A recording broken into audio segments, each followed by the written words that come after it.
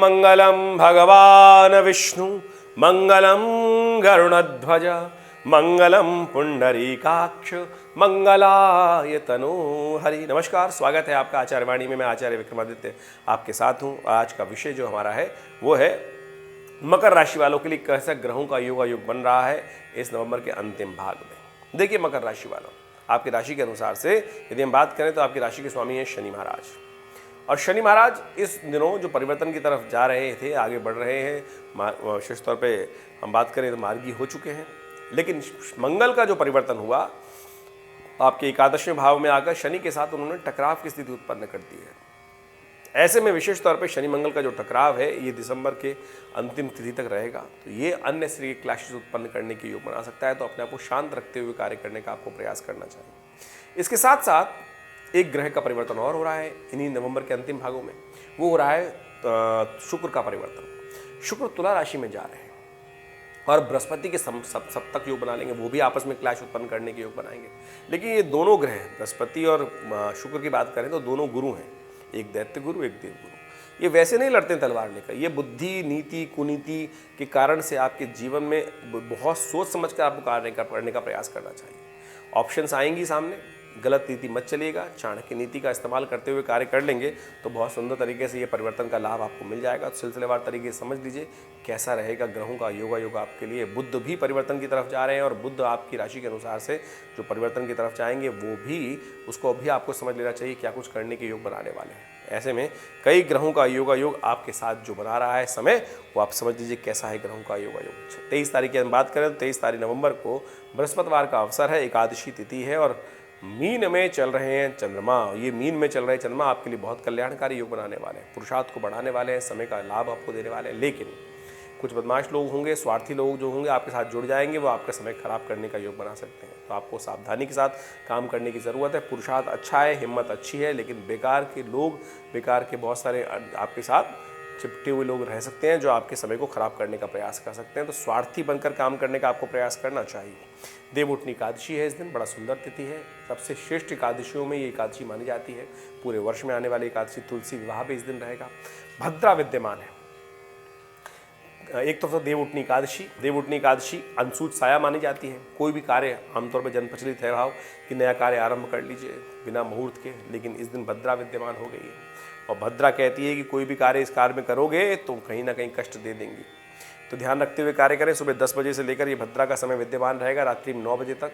तो जो शुभ कार्य, शुभ तिथि का लाभ लेना हो तो 10 बजे से पहले लीजिए सुबह, वही आपके लिए कल्याणकारी रहेगा। उपायों को ठीक करने के लिए, समस्त कष्टों को दूर करने के लिए सबसे श्रेष्ठ उपाय है भगवान विष्णु का इस दिन पूजन। शालिग्राम जी का पूजन, उन पर तुलसी का अर्पण, पंचामृत से उनको स्नान, फिर चरणामृत उनका ग्रहण करना। इससे श्रेष्ठ उपाय कुछ हो नहीं सकता है। या तुलसी विवाह कराने का सुंदर योग बनाइए, बहुत सुंदर तरीके से लाभ के योग बनेंगे। 24 नवंबर को ग्रह गणना विशेष तौर पर दिखा रही है। एक शुक्रवार का अवसर, द्वादशी तिथि और ग्रहों का परिवर्तन का योग बन रहा है।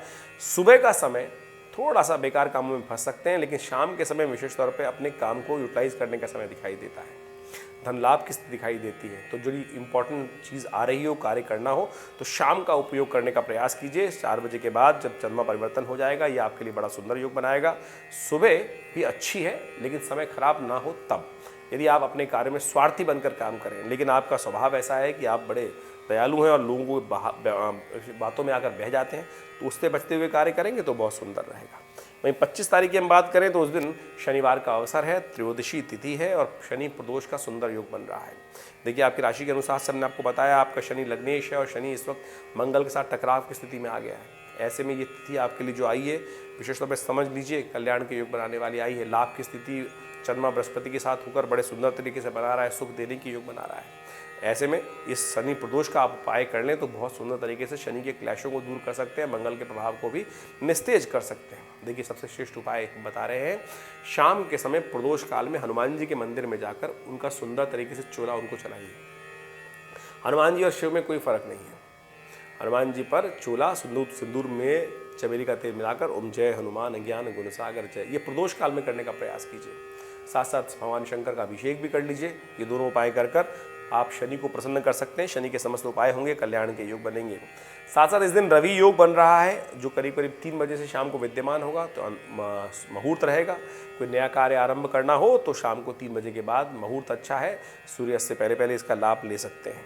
26 नवंबर को रविवार का अवसर है, चतुर्दशी तिथि है और साथ साथ उस दिन ग्रहों का योगायोग आपके लिए अनुकूल बना हुआ है। जिस भी कार्य को काम करेंगे उसमें बहुत सुंदर तरीके से सफलता प्राप्त करने के योग बनते दिखाई दे रहे हैं। ऐसे में सफलता की तरफ अग्रसित होते हुए कार्य करें, बस झगड़े से बचें। अननेसेसरी कि जहाँ झगड़े हो रहे हैं उससे दूर होकर काम करने का प्रयास कीजिए, आपके लिए सुंदर योग बनेगा। बुध परिवर्तन की तरफ जाएंगे सुबह सुबह अगले दिन, तो उसका प्रभाव क्या होगा वो भी हम आपको बता देते हैं। ये बुध का परिवर्तन बड़ा महत्वपूर्ण रहने वाला है आपके लिए। ये बुध जो है कहीं ना कहीं आपको फंसा सकते हैं। कुछ लोग ऐसे होंगे कि जो आपको, जैसे ऑफिस में मीटिंग चल रही है, घर में मीटिंग, घर में बहुत सारे लोग आपको साइडलाइन करने का प्रयास कर सकते हैं। तो ध्यान रखिएगा, कहीं जैसे दूध से मक्खी निकाल कर बाहर कर दी जाती है, ऐसा योग आपके साथ देखने को मिल सकता है आने वाले 20-25 दिनों में।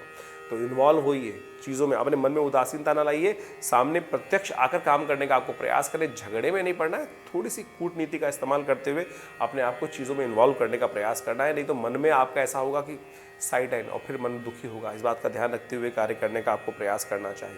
भद्रा विद्यमान है, ध्यान रखिएगा दोपहर को 4 बजे के बाद नए कार्यों को हाथ में लेने से बचना चाहिए, इस बात का ध्यान रखें। वहीं 27 नवंबर की बात करें, सोमवार का अवसर, पूर्णिमा तिथि, और उस दिन बुध का परिवर्तन होने का योग बन रहा है, जो हमने आपको भी बताया। बुध जिस प्रकार का योग बनाएगा वो बड़ा महत्वपूर्ण है आपके लिए। एक काम करने इन दिनों में बृहस्पति बुध श्री गणेशाय नमः, ओम गंगणाधिपतये नमः, इस मंत्र का जप करते हुए भगवान गणेश का नित्यप्रति स्तवन करें। पीले पुष्पों की माला उन्हें अर्पित नित्यप्रति किया कीजिए, देखिए कष्ट दूर होने के योग बनेंगे। इस तिथि के संबंध में बात कर लीजिए। ग्रह तो बता दिए हमने आपको। ये बहुत सुंदर तिथि है कार्तिक पूर्णिमा की, देव दिवाली है।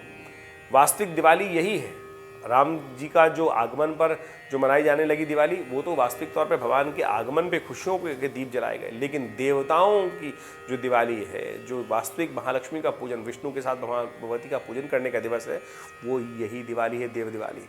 तो इस दिन विशेष तौर पर गुरु पर्व भी है, गुरु नानक देव जी का जन्म दिवस है। तो आप आनंद भाव से सुबह सुबह तीर्थ जल में स्नान करें, और तीर्थ गंगा जल लेकर थोड़ा पानी मिलाकर उससे स्नान कर लीजिए, नहीं तो बहुत सुंदर रहेगा।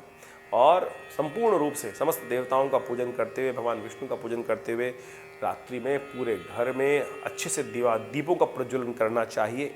ये कल्याण का योग बनाती है और वास्तविक तौर पर लक्ष्मी का आगमन करने का संदेश होता है। तो इसको श्रद्धा भाव से करने का हमें प्रयास करना चाहिए। 28 नवंबर को ग्रह गणना विशेष तौर पर दिखा रही है, मंगलवार का अवसर, प्रतिपदा तिथि, मार्गशीर्ष का महीना आरंभ हो रहा है। और ये मार्गशीर्ष का महीना आपकी राशि के अनुसार से यदि हम बात करें तो विशेष तौर पर बड़ा महत्वपूर्ण योग बनाने वाला है। बुध के बाद अब शुक्र परिवर्तन का योग बनाएंगे और शुक्र महाराज आपकी राशि में आपको सफलता की तरफ ले जाने के योग बनाने वाले हैं। और मार्गशीर्ष का महीना भगवान कृष्ण का प्रियतम महीना माना जाता है, भगवान विष्णु का प्रियतम महीना माना जाता है। और इन दिनों एक मंत्र का जप करना चाहिए, ओम दामोदराय नमः। इस मंत्र का जप करते हुए नित्यपति भगवान का पूजन किया जाता है, उसे कल्याण के योग बनते हैं। ग्रह आपके लिए विशेष तौर पे जो बने हुए हैं ग्रहों का योगायोग वो अच्छा है, अनुकूल है। बुद्धि के अनुसार से उपयोग करने का प्रयास कीजिए। अपने मन में हीन भावना ना लाएं, कोई आपके प्रति हीन भावना लाएगा तो उसका ही नुकसान होने का योग बन रहा है। ऐसा बहुत सुंदर योग आपकी राशि के अनुसार से बन रहा है, चिंता ना करें, आगे बढ़ने का प्रयास कीजिए। 29 तारीख को ग्रह गणना थोड़ी सी हल्की दिखाई देती है, स्वास्थ्य का ध्यान रखते हुए कार्य करना चाहिए। आपको 2 दिन थोड़े स्वास्थ्य के लिए भारी रहेंगे। चावल का दान करें, महामृत्युंजय मंत्र का जप करें और थोड़ा सा अपने आप को ध्यान रखते हुए कार्य करना चाहिए, क्योंकि स्वास्थ्य के लिए थोड़ा ग्रह हल्का दिखाई देता है।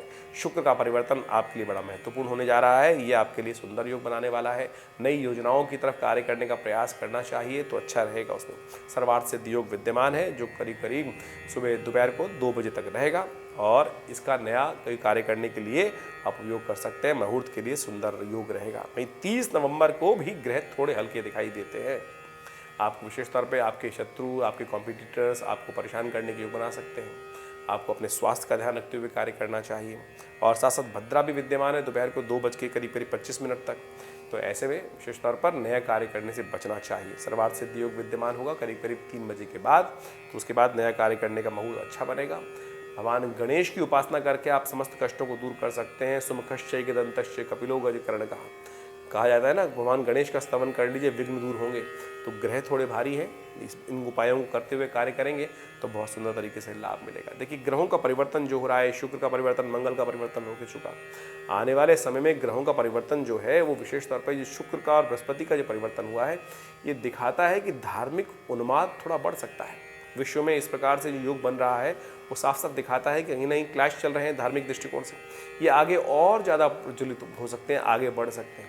जो अभी सरकार के इलेक्शन चल रहे हैं, इसमें भी कई जगह सत्ता परिवर्तन के योग बनते दिखाई दे रहे हैं। और साथ साथ जो मंगल का परिवर्तन हुआ है वो बाजार में के रुख में भी उठापटक करने के योग बना सकता है।